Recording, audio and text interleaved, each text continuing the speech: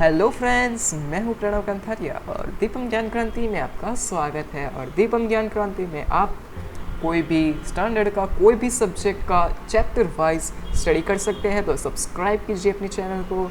तो ये वीडियो रहेगा पार्ट 3, मीन्स ये वीडियो पार्ट 3 रहेगा। और ये पार्ट 3 में स्टैंडर्ड 10 का मैथमेटिक्स और मैथमेटिक्स की 4th एक्सरसाइज मीन्स उसका चैप्टर नंबर 1 की जो 4th एक्सरसाइज है, एक्सरसाइज 1.4 का क्वेश्चन नंबर 1 को आज हम पूरा सॉल्व कर देंगे। Finally it will be just done, it will be completed by me and you. अगर आपको हमारा काम अच्छा लगता है तो प्लीज़ इसे लाइक कीजिए, शेयर कीजिए और सब्सक्राइब कीजिए अपने यूट्यूब चैनल दीपम ज्ञान क्रांति।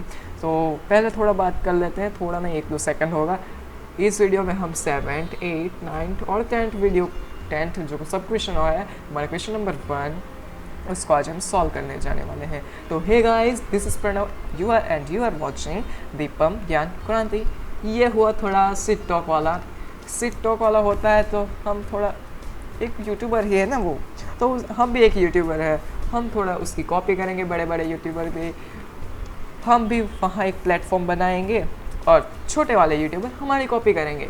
हमारी कॉपी क्या है, ये वीडियो में आज हम मैथमेटिक्स करेंगे, ये वाला है, ये सब हमारी कॉपी करेंगे। तो प्लीज़ सब्सक्राइब कीजिए ना यार अपने चैनल को दीपम ज्ञान क्रांति। रोज़ हम कोई नया यूट्यूबर मीन्स बड़ा यूट्यूबर होगा उसकी हम कॉपी करेंगे थोड़े फन के साथ। चलिए शुरू करते हैं। ये हो गया टेक्निकल गुरुजी वाला। तो क्वेश्चन नंबर 1 का जो सब क्वेश्चन 7 है, तो हियर वी होता है। तो in 7th question there is given 129 divided by 2 का square, 2 square 5 raised to 7 and 7 raised to 5.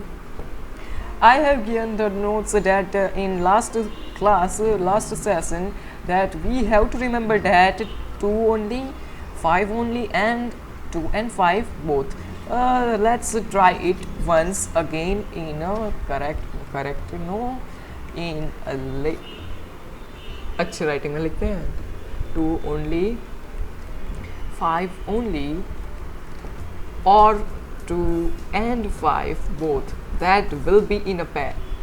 We don't accept any number, any integer except these numbers. If we are getting accept these numbers, if we get any digit except 2 or 5, we have to write like that. In this we are getting this denominator, we are getting 7, 2 and 5 and 7, so it is non-terminating repeating decimal expansion. But you have to write like that ki, but we need only 2 and 5, so it is non-terminating repeating decimal expansion. Friends, मैंने यहाँ पे आपको जो answer है वो कह दिया, तो हम लिख भी देते हैं। तो in NCERT textbooks, your textbooks, that is given to use prime factorization method, not that we have to use factor tree. आपको फैक्टर ट्री का मेथड से यूज़ करना है, तो फैक्टर ट्री की मेथड से भी हम सॉल्व करेंगे, प्राइम फैक्टराइजेशन मेथड से भी सॉल्व करेंगे। If you are in any state board except Gujarat board, if you are a Gujarat state board student, you have to apply prime factorization method. Prime factorization method नहीं, factor tree.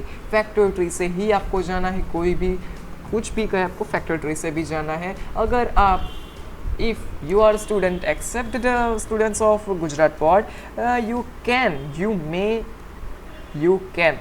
If your school sir और school ma'am कोई भी है आपको permission दे दे कि prime factorisation कीजिए तो कीजिए, पर आपको पहले जो ज़्यादा मेहनत है वो आपको फैक्टर के साथ भी, कुछ उसमें ज़्यादा नहीं है पर खाली थोड़ा लेंदी प्रोसेस है, वो ड्रॉ कीजिए। और तो कोई बात नहीं, हम पहले फैक्टराइजेशन करते हैं प्राइम वाला।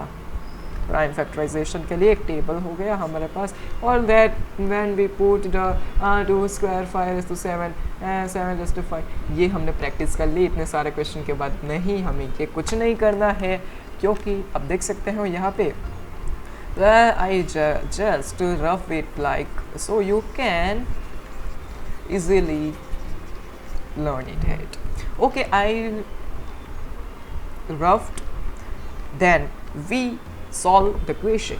So then here we go. The question number 7, 129 divided by 2 raised to 2 means 2 का square, 5 raised to 7 or 7 raised to 5. Here you can see, look at this, you can see that 2 का square 5 raised to 7 or 7 raised to 5. बहुत easy है friends. यहाँ पे मैं 1 to 9 यहाँ पे थोड़ा लिखा, ये थोड़ा ऐसे किया, ये थोड़ा कर्व्ड लाइन हो गया, तो मैं थोड़े अच्छे से ड्रॉ करता हूँ. तो हियर वी गो. तो हमारे पास एक थोड़ी मिस्टेक हो गई, तो कुछ बात नहीं फ्रेंड्स, फिर से ट्राई करेंगे. थोड़ी अच्छी हो गई तो हम इससे ही नहीं जाते हैं, थोड़ी अच्छी से हम सीख पाएंगे. थोड़ी प्रैक्टिस करते जाओ और मार्क्स लेते जाओ. और 2 का स्क्वायर लिख देते हैं. 2 into 2 into 5 raised to 7. Oh my god, 5 raised to 7, 5 into 5 into 5 into 5 into 5 हो गया हमारा. 1 2 3 4 5 6 1 2 3 4 5 6 7 हो गए. तो अभी ये 7 है जो 5 टाइम्स है, वो 1 2 7 है ना. 7 1 2 3 4 5 1 2 3 4 5 हो गए. तो ये हमारे हो गए फैक्टर्स. अभी आप ऐसे कुछ दिखा दीजिए कि ये पैर में है, तो ये हमारे पैर में हो गए, ये हो गए पैर में. और आप देख सकते हो कि 5 5 5 5 5 ओनली है, पर यहाँ पे हमें 7 ओनली में नहीं चाहिए. वो यहाँ पे कुछ है ऐसा कुछ, तो हम उसे नहीं लेंगे. तो नहीं लेंगे मीन्स उसे कुछ निकाल नहीं देंगे, अवॉइड नहीं करेंगे, उसे हम कह देंगे non terminating repeating decimal expansion. So यहाँ पे हम क्या लिखेंगे? in the queue we are getting factors, the factors 2 5 and 7, but we need the factors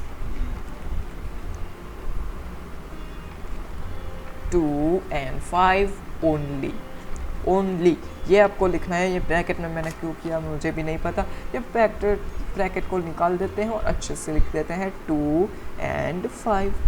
ये हो गया हमारा आंसर. पर आंसर के लिए हमने खाली स्टेटमेंट लिखा, आंसर नहीं लिखा अभी तक. हमने लिख लेंगे. हमें क्या पूछा गया है कि वो क्या है, तो हम लिख देंगे non terminating repeating decimal expansion. तो यहाँ पे हम लिख देंगे कि नॉन और ऐसा एरो, और लिखेंगे नॉन टर्मिनेटिंग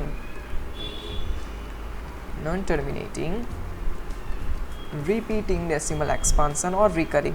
इस बार मैं रिकरिंग लिख रहा हूँ, आप कुछ भी लिख सकते हो. अगर आपको रिपीटिंग दिया गया तो रिपीटिंग लिखिए, रिकरिंग दिया गया तो रिकरिंग लिखिए, दोनों सेम ही है. तो non terminating recurring decimal expansion. Okay, ये हो गया हमारा आंसर. अब let's move to question number 8. ये थोड़ा हम स्पीड में सॉल्व करेंगे, कितना लंबा क्वेश्चन है. कुछ 6 डिवाइडेड बाई 15, तो ये तो बहुत बड़ा हो गया. तो हम पहले तो उसके फैक्टर्स निकाल लेंगे 15 के. कितना बड़ा हो जाएगा? 15 divided by 3 divided by 15 gives us 5 के आगे तो बढ़ेगा ही नहीं, क्योंकि 2 ब्रांच में हमारे जो फैक्टर्स हैं वो ख़त्म हो गए. दोनों बाजू में हमें मिलेगा एक प्राइम फैक्टर, और प्राइम फैक्टर होने पर हम क्रिएट करेंगे एक L. 90 डिग्री तो नहीं होगा, ये थोड़े इस बार मैंने 90 डिग्री हो गए मेरे. तो अब हम उसके जो फैक्टर्स मिले हमें वो लिख देते हैं. तो 6 डिवाइडेड बाई 3 into 5. ओके, यहाँ पे हमें तो 5 ओनली मिल गए ना, पर उसके साथ में हमें 3 नहीं चाहिए फ्रेंड्स. तो हम इसको अवॉइड नहीं करेंगे, इसको हम डायरेक्टली लिखेंगे non terminating repeating decimal expansion. आपको अभी तो आ गया होगा कि अब स्टेटमेंट क्या लगाएंगे. तो अब हम लगाएंगे हम थोड़े रॉन्ग हो गए, क्योंकि ये मैं थोड़ी रॉन्ग स्माइल थी, मज़ा नहीं आया स्माइल में.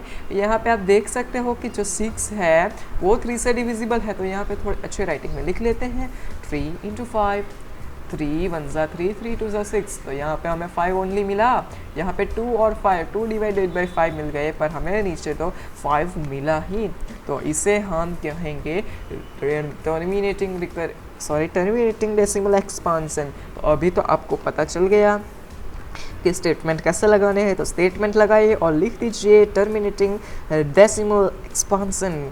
Let's move to our second last question of the question number 1 and our video. So in this we are having 35 divided by 455.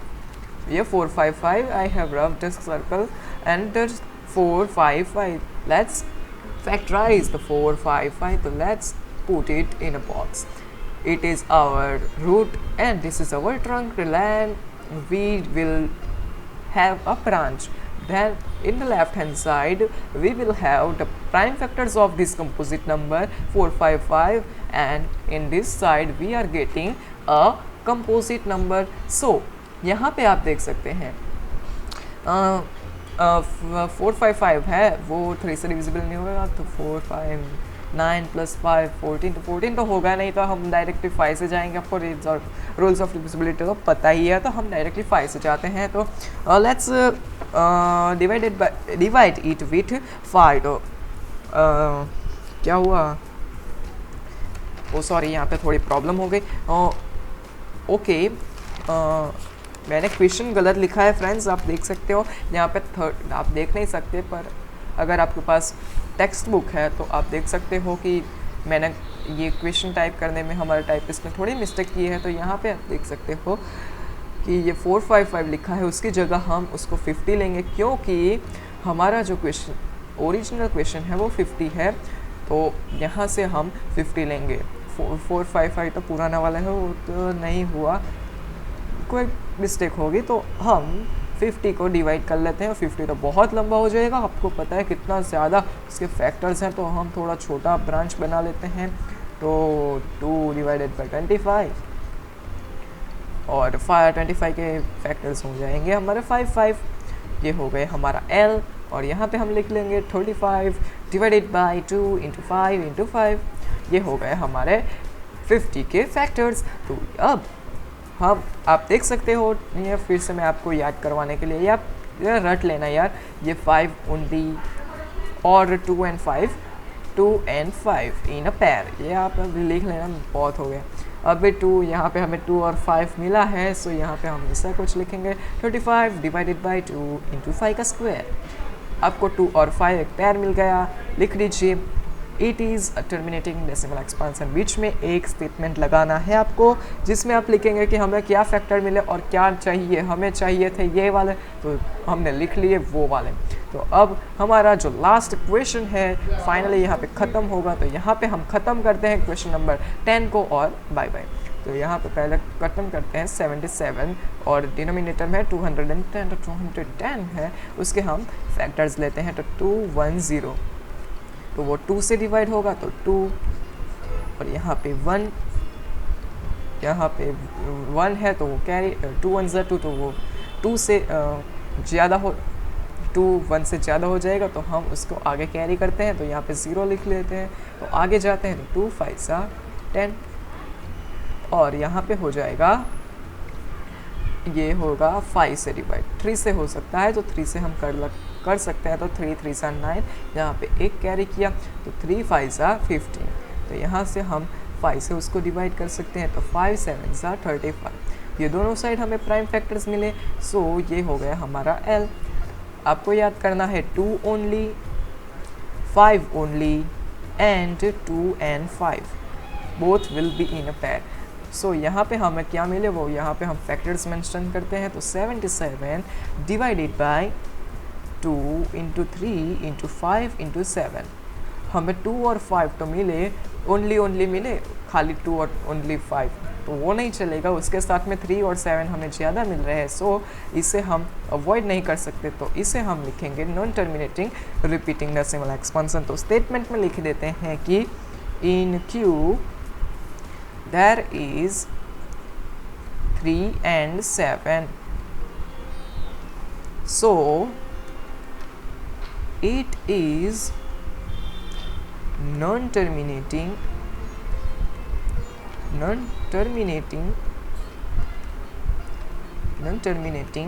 repeating decimal expansion. Non-terminating repeating decimal expansion. यहाँ हमारा question number 1 जो है वो exercise 1.4 का question number 1 यहाँ पे ख़त्म होता है। तो I hope you like this video. If you like it, please like it, share it with your friends, and don't forget to subscribe our channel. Till then, goodbye. Thank you.